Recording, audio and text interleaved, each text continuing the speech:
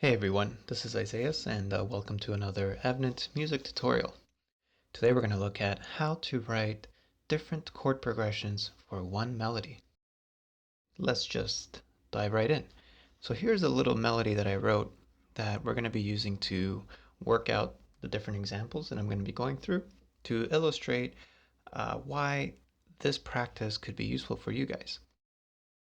So this tutorial is mainly intended for people who are just starting out with composition, still learning the basics, but would like some useful techniques that you can, recall anytime as you work on your projects. Let's have a listen at the little melody that I wrote.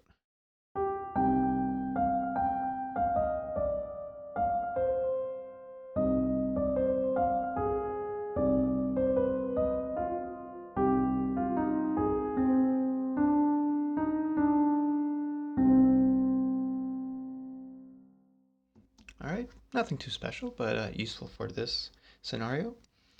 Um, so I came up with this without having any chord progressions in mind beforehand. So I wrote this just playing around, and once I came up with it, then I decided, all right, I'm gonna start creating different chord progressions that I could use. The key takeaways for this tutorial for these composition basics are when you're starting out, you don't have to lock yourself into one chord progression or into a one chord progression when you write your tracks. Although it may be useful or more useful in the trailer music industry or commercial music, when you're doing maybe some student films or indie games, you can allow yourself the freedom to create a really cool theme that can benefit actually from having different chord progressions that would serve different purposes. Meaning that you can create chord progressions to support action cues, more sentimental and slower cues, romance, comedy, etc. So you can chord progressions are useful in combination with your instruments and your orchestration to change the tone, the mood, etc. So in some of the examples, I'm going to be slightly changing and adapting my melody that you just heard to the new chord changes so that it fits nicely into the as a whole. The number of chords, meaning the actual number 4, 8, 16, 3 chords, can actually influence the tone and the illusion of speed. Meaning that if you have, let's say, just 2 chords um, at 120 BPM and compare that to 16 chords at the same tempo, having 16 chords will give you the illusion that the speed is actually seems like it's going faster, even though it's not. And the number of chords can also influence the tone.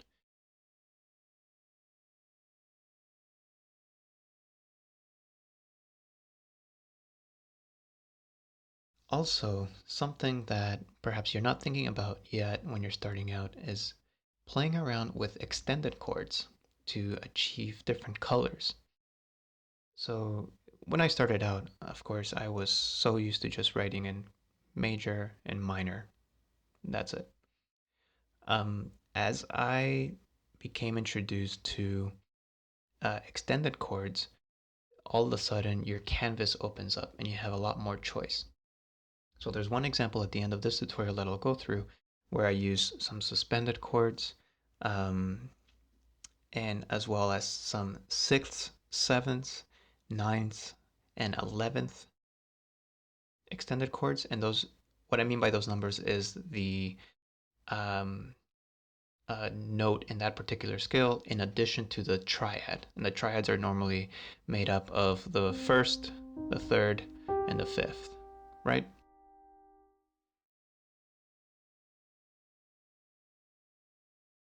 Overall, with this kind of practice, and if you get yourself in the habit of doing this, you can build yourself a list of workable progressions for your projects, meaning that you could have basically 20 to 40 different chords that you've used in different combinations that can influence your creativity, meaning that when you're down in a slump, have writer's block and you have no idea what to do, listening to the different variations in the progressions that you've written can help your process. All right, let's have a look here. So that was my melody, and I've written several examples here, and up here I'm gonna break down the chords. So obviously, having just one chord could be useful. I did a small little sketch with my other instruments down here.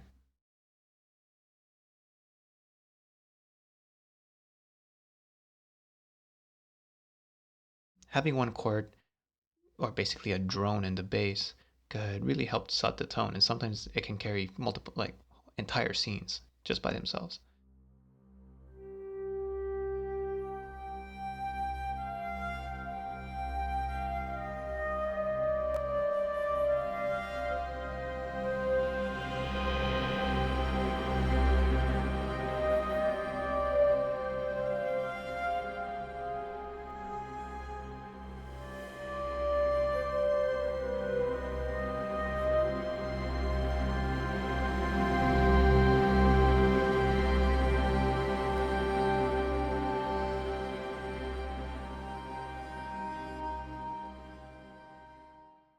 So that could have worked well, at the intro of a film or a video game. There's tension, there's no chord changes, um, there's a lot of suspense with just hearing the melody on a single instrument and having very static movement. It's very still, but achieves suspense. So one chord can work just as much as 20 chords. So enough of that. Let's go back to my piano sketching. Let's look at two chords. I'll put the metronome here just for this example so you can have a sense of the time signature. So very basic, two chords, not going to do much. Let's actually move the tempo back up to 75. All right.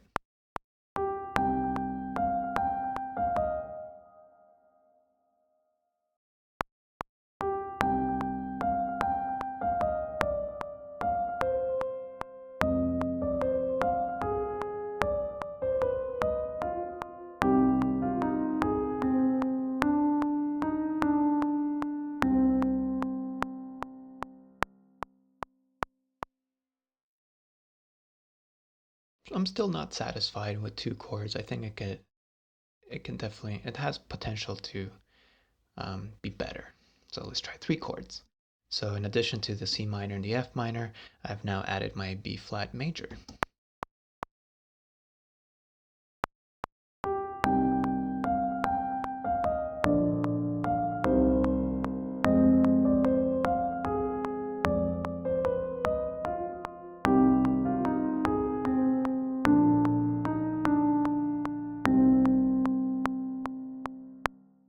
So for all of these examples, I have the melody line, the basic chord outline in triads.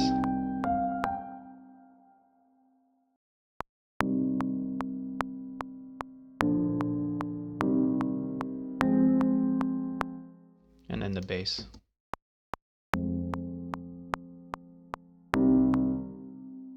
And just having these three instruments could really help you sketch out your ideas. Okay, three chords, pretty good. Let's add some more. All right, now we can. So this one I've got some strings legatos just for fun, so we'll have a listen to that in a sec.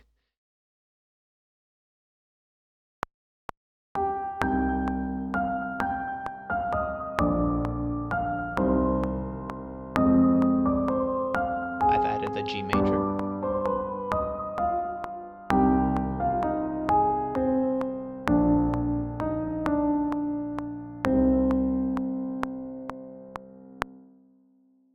G major is of course useful in this key because it's the dominant. dominant chord in C minor and C major as well. So C minor, G major wants to resolve down to, or up to, back to the root, or chord number 1. So let's listen to, again, I did not pay attention or spend too much time with the samples here, but I just laid out the chords simply as illustration.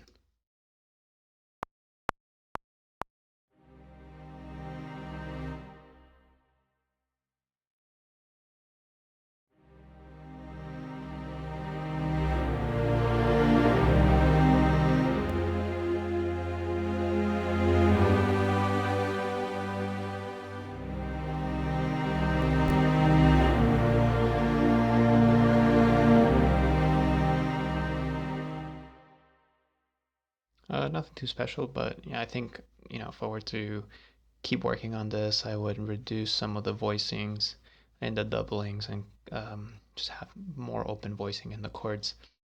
But if I was sketching at this point, I'm just mostly interested in how the underlying arrangement of the instruments could help my melody and stuff.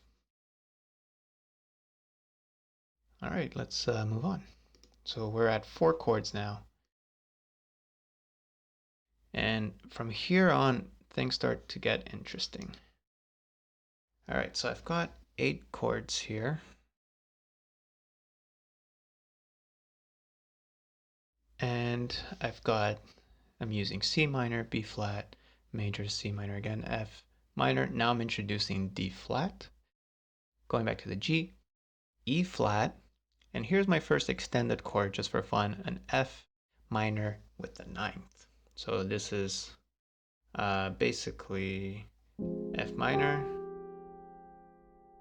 We add the 9th degree of the scale, which in this case is basically one note after the octave. So F octave is another F, and then G is the 9th in this case. And extended chords, you'll notice, even just by listening to them, they have a tendency to want to resolve up or down. So that G wants to resolve up or down. Sometimes I play them on the keyboard on my left hand with just to create more texture and closeness in the voicings. So I've also added here A flat. So we've got a nice set of chord progressions. For most of you guys, when you're starting on, you're working on your cinematic tracks, it's probably the limit of what you would be writing out for your progressions. So let's have a listen.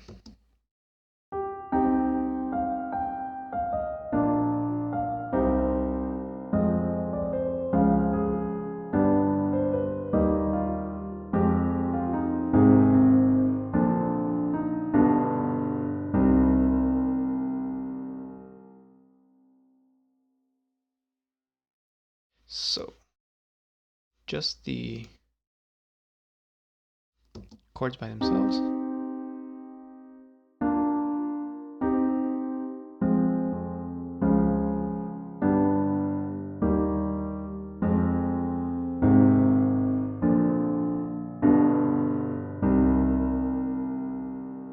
So you'll see here in my MIDI, the chords I've just grouped very nicely without any inversions. So if I were to start doing arrangements for strings, and I would have to decide where in the range of the instruments range where I would want to split the notes. So this was G sharp. So for example, like that, I would start grouping them closely. So F, and then so on and so forth. You can do the same stuff here. Actually, these ones you can probably move up an octave.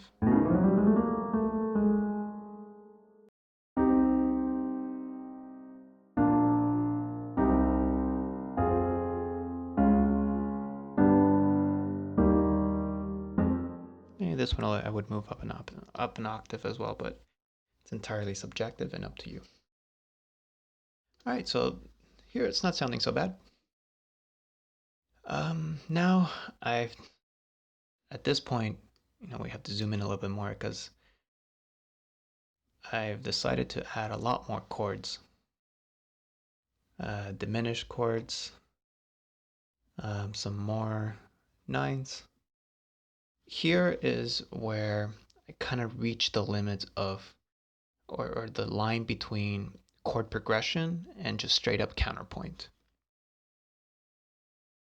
And at this point, my cue or my melody started sounding like a medieval Renaissance fair type tune that you would expect with medieval recorders and wind instruments and some small stringed instruments. You'll get a sense of it in a sec. I did a little sketch with my instruments and they sound pretty bad.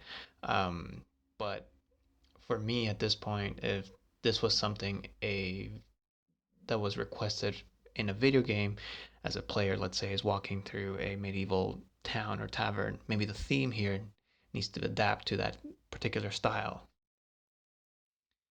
So let's play it first with just the piano sketch. And I'll keep the metronome here so you have a sense of the time. And that's my progression there. So here I've gone through C minor, B flat, E flat, B flat, B diminished, which is that. Diminished chords depends on where you would want to use them. I tend to use diminished chords as a prelude or an alternative to the fifth. Because let's say the fifth or the dominant of this key, so it's like C minor, the fifth is the G major. So I've got G, B, D. But if I just add that F, which is the seventh, so all those four notes would make a G7. But if I remove the tonic, G, it becomes a B minor, a B diminished. And you'll see that here in my Logic screen.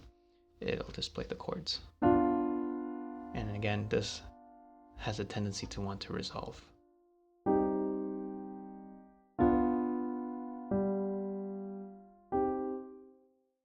So let's have a listen.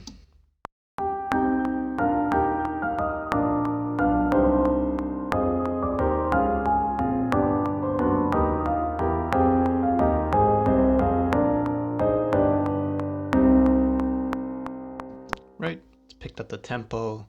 I've also increased the tempo, but even if you reduced it back to what the other tracks were like, I think at 75 BPM.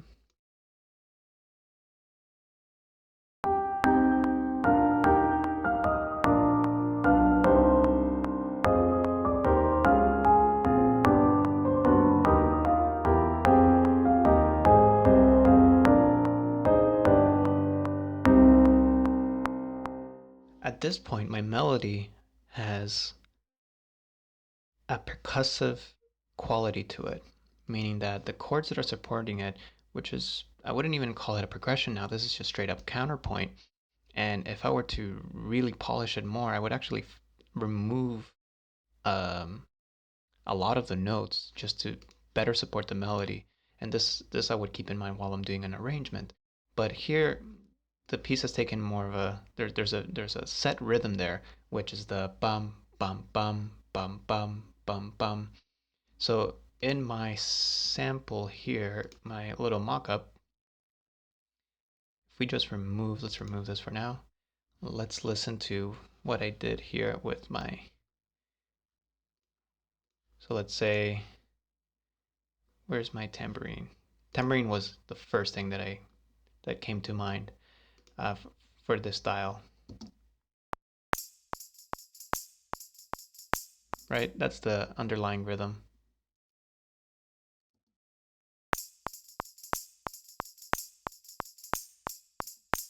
So now if I listen to this with this,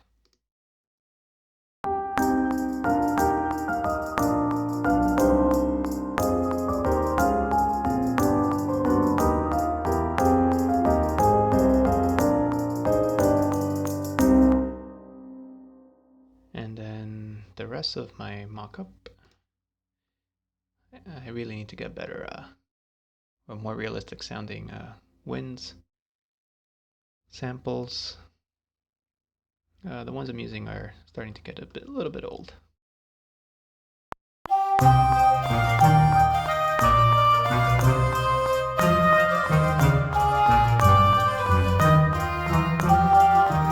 Anyways, I'll spare you the embarrassment. But the purpose of this is just pure sketching and uh, idea making process. Now that we've reached the many chords section, and I've started adding a whole bunch, it's hard for me to subdivide these even further, and call it a chord progression. Where at this point I would just be more concerned about straight up counterpoint and harmonization. Now, the next section here, I think you'll find a lot more useful for a lot of the cinematic music that you guys are composing. And in this case, I've got two really interesting examples. So I've got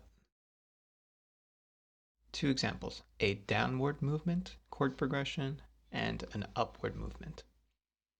So side by side, if we look at them visually, you can see right away my intention. Aside from the basis, I've explicitly written this chord progression with the intention to move downwards. So this could have the emotional purpose, or the emotional intent behind this could reflect a death, a sad, sentimental, you name it, generally minor. The upward movement progression obviously alludes to more optimism, hopefulness, like super positive, epic music that I hear a lot, in really cool trailer tracks, for example. So I did a little mock-up of the downward movement one, but let's have a listen to both of them and see if you can pick out some interesting ideas even for your stuff. Again, this is still the same melody, but what I've also done in this case is I've slightly adapted the melody to reflect the new chord changes. Particularly here, you'll see in the F, I've introduced an F sharp major out of nowhere, and I've adapted my melody to reflect that. So let's have a listen to the melody, and then we're going to add the chords and then the little mock-up that I did. This is downward movement.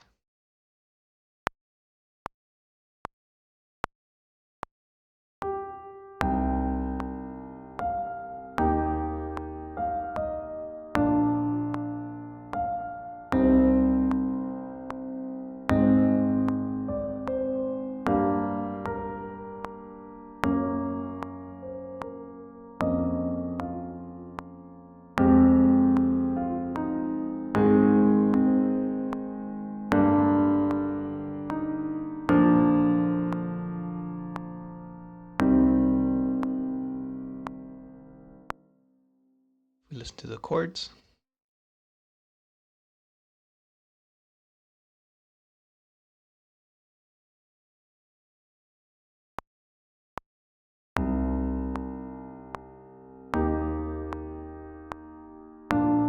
Flat, C minor, then goes to A flat.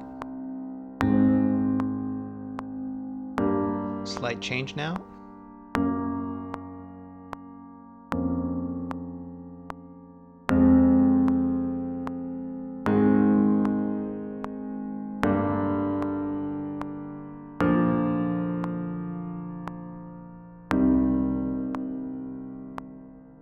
All right, let's pick up the speed here a little bit.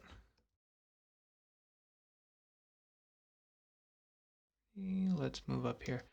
Let's listen to how I adapted the melody here at the F sharp.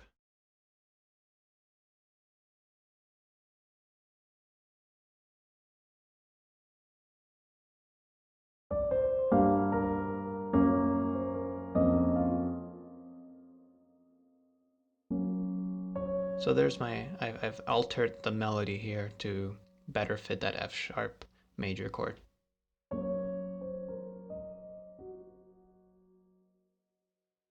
So now, let's listen to the downward movement with just my strings. Just my high strings.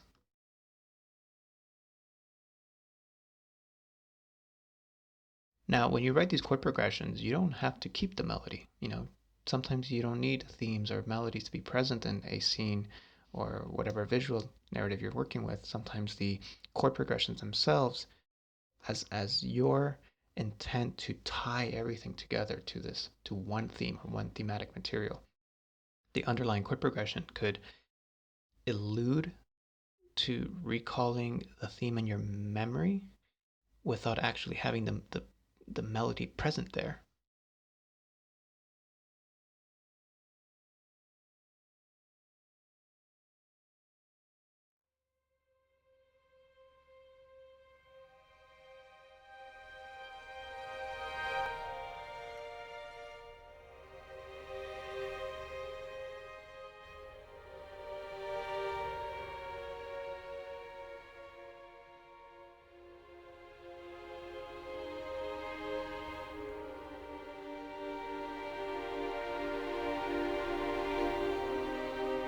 Right? So very emotional, could work in a number of types of scenes. Let's hear it. Let's add some of the my violins.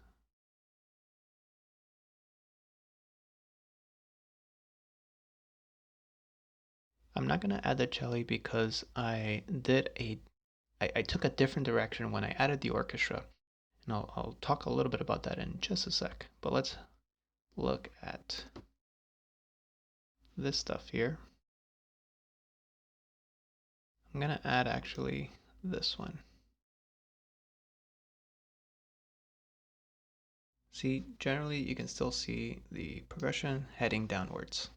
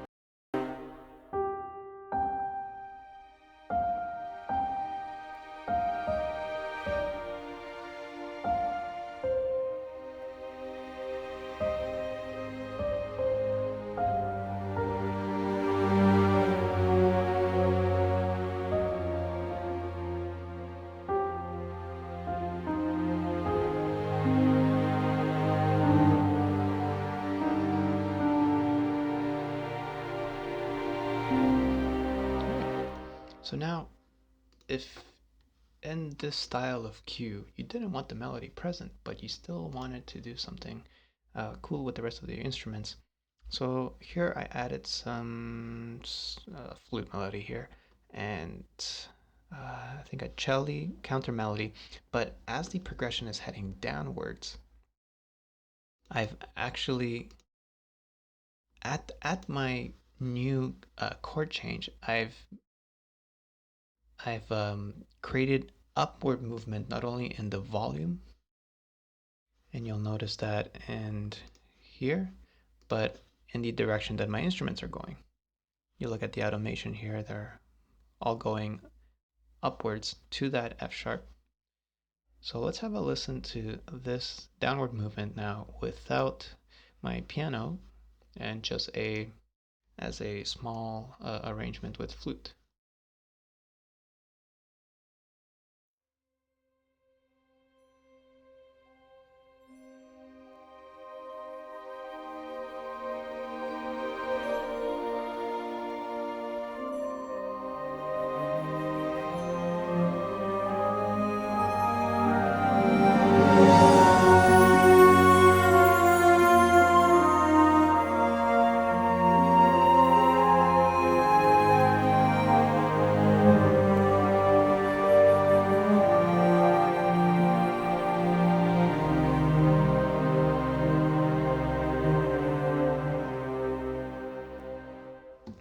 All right, so this is just to show that you can create a map for your entire process using the chord progressions that you've written for the melody. And this is kind of like a nice metaphorical way to connect things together, right? So that when you're working on your projects, you're not just writing a piece of music, right? There's underlying intent. You've thought out these things beforehand. So this is just one example. If we go back now to upward movement, I haven't done a sketch for this, but I think I've illustrated it enough with the downward movement. So we're just gonna have a look at it at this example.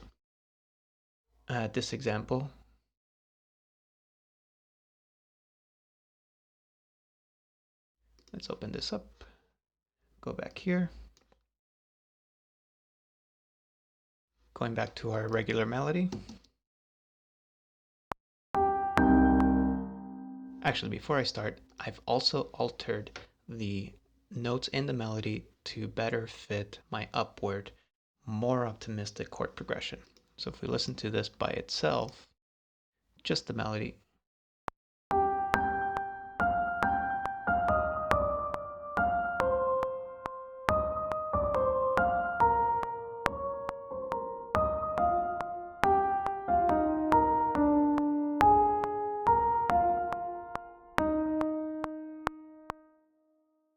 let's add the chord outline and the basses. So here we go. We've got a general upward movement with my progression.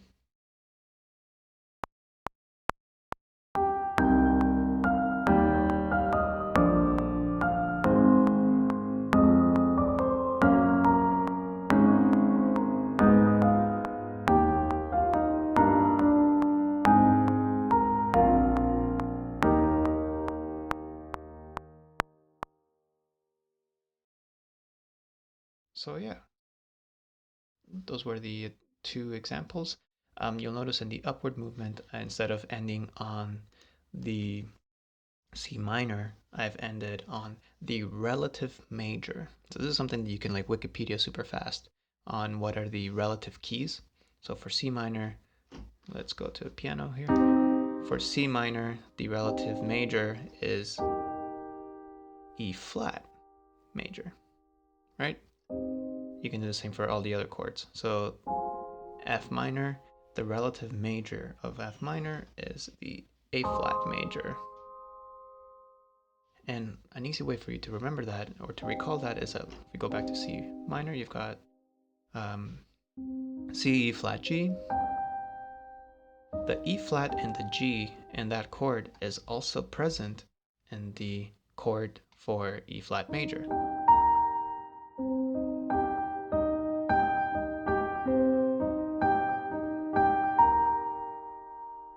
And you can kind of keep going up.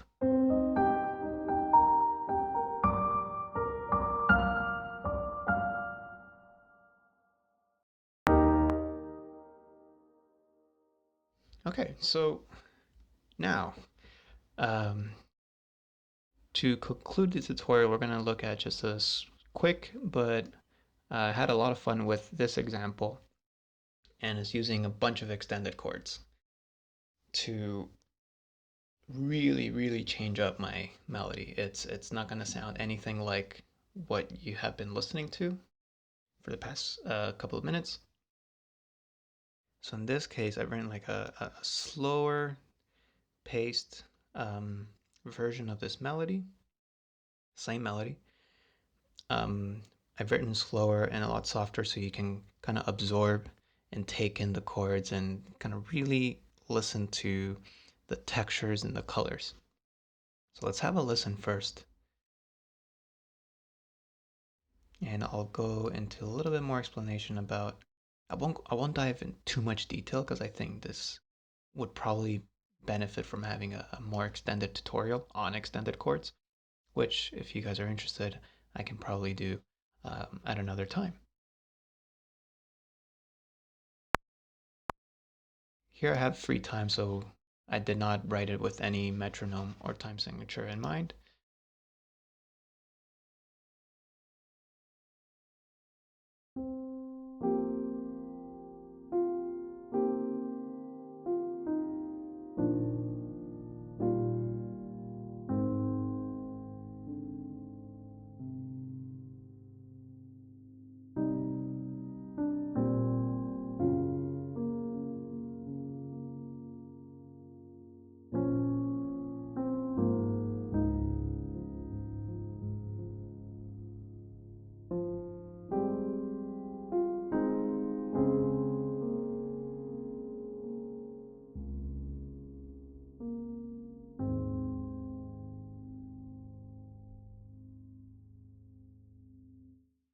So that's it.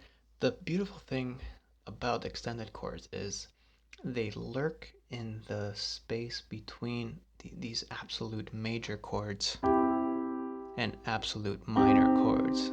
They're so final, right? They've kind of polarized themselves. Extended chords allow you to kind of play around in the gray area a little bit. So if you got a C major and you add a major seventh, there's a minor quality to it. Because in this case, you've got a C major, but kind of on top of it, you kind of have an E minor with the C at the bottom. So that's a C major seventh. And the seventh tone, which is leading up to the eighth, the octave, which is back to C, wants to resolve.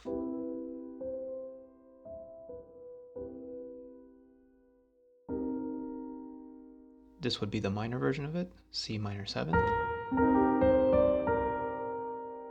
The ninth here, which sometimes I'll play it in this on the left hand with a 4-note chord. So the C, D, E flat, and then G.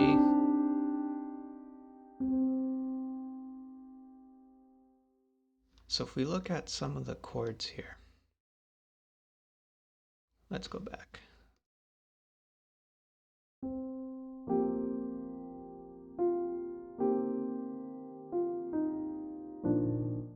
So let's look at. So here's my melody.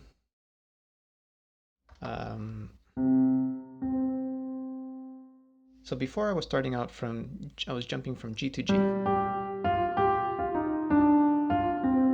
Now I've gone from C to G. So here's the underlying chord. Got F, B flat, and C, which makes a suspended fourth. And it's literally, that's what it is. It is a suspended fourth degree and wants to dissolve down usually. And then the ninth makes it at F9 sus4. So whenever you listen to jazz musicians or people studying in university and stuff really talk about super confusing terminology, this is kind of getting at the core, at the basics of it. So don't be scared to approach and learn a little bit more about extended chords and take your time with it, because there's so much out there that you can do with these. And jazz musicians live by this. You listen to, and it translates really well into film music. Look at John Williams. He basically started out as a jazz pianist, but he had these tools available to him that he so effortlessly translated into his orchestrations and beautiful colors and textures that you hear in Harry Potter and E.T., etc. And many other composers do this as well. I think Michael Giacchino, and there's a really cool YouTube tutorial on Up, I believe. I think the main theme, yeah, it's on the C major seventh. Anyway, going back to this. So I'm gonna go down here. It's sort of an E flat, but not really. See, without the melody note, the G here, it becomes a C minor seventh. But once I added, the combination of those 4 notes make an E flat 6. Now, you can call this chord or these chords by different names. I'm just using what you see here in Logic as just a reference. And coming up with these is so much about experimentation and just sitting down, using your melody freely and allowing it to evolve by itself so that they fit nicely with whatever chords that you're writing. Now I'm going to go to B flat, B flat, E flat, and then add the F to make a B flat suspended fourth, right? This chord would normally want to resolve down. But here I'm adding the 11th tone.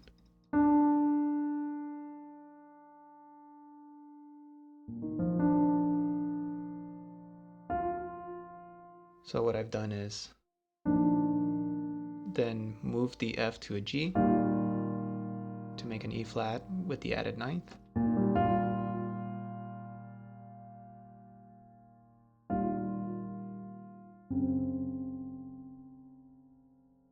a chord is not present, but it also sounds nice. So you'll hear these in a lot of film music with the 5 and sharp 11s. This note right here will want to resolve.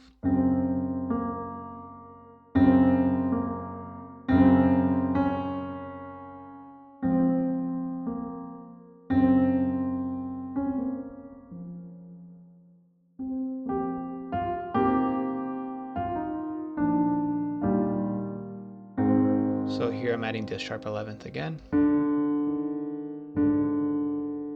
The D resolving down to the C to make an A flat. And we're at this point right here. So the second part of the melody now goes to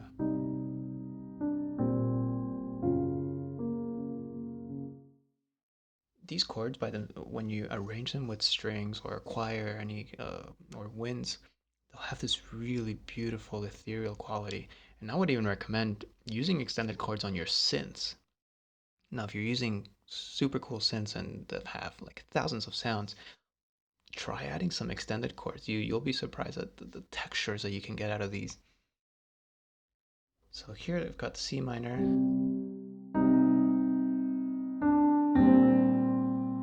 So all I've done here is I've got C, G,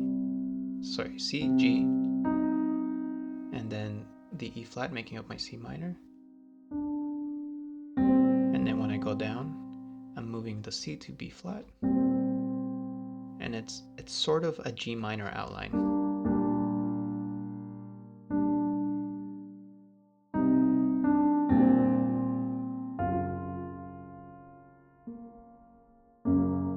So by itself here, it would go to F sharp major, but when I'm adding the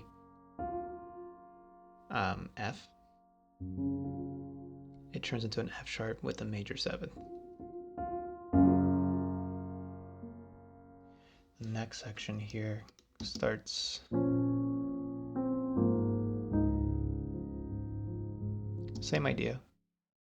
You'll see the pattern here, minor chord, minor with the added 11th, right? C minor, B flat minor, G minor with the added 11th, F minor with the added 11th, and then F sharp major with the major 7th. Here I just did D flat. So the B flat minor goes, oops.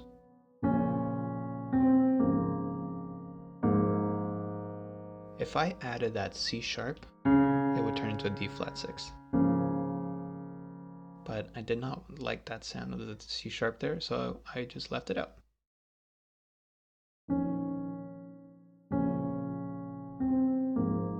Just left it a bit more open.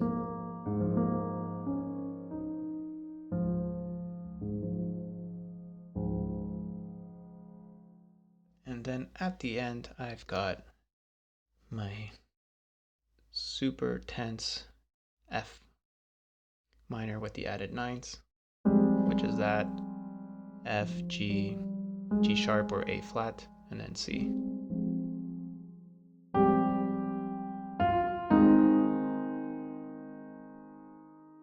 Right.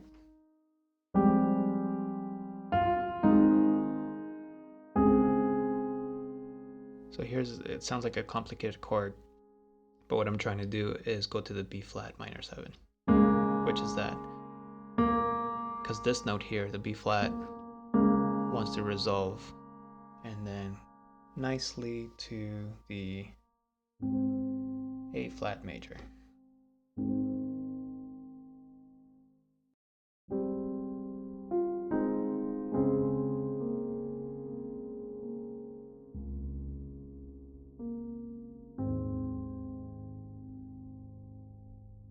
So with extended chords, because you've got 4 notes to play with instead of 3, you can use this in your string arrangements. So you can start using divisi. So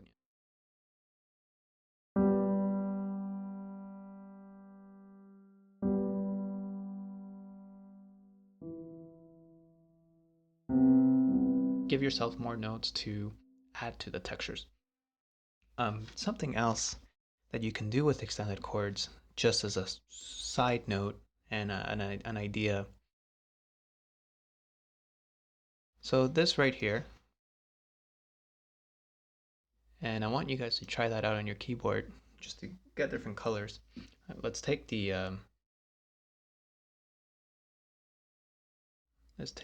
F minor,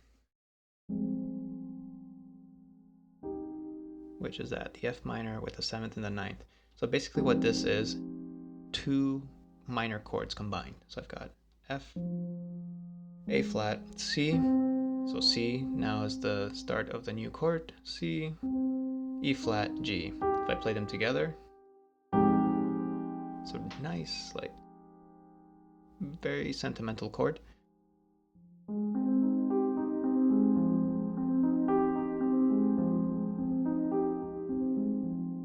So these would be really good ideas for arpeggios.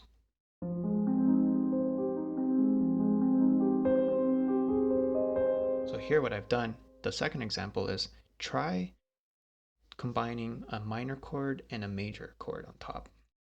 So let's do the F minor and D flat major, so F minor, and then D flat major, which is immediately the C, which is the dominant of F minor, 1/2 step up goes to the D flat, and that's where you can start your major chord.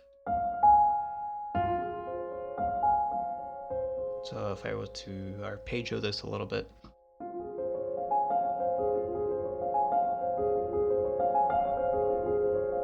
and then you can kind of move on. If I wanted to add that 9th on the G minor, so now I'm doing G minor with E flat, and I'm adding the 9th on the G minor.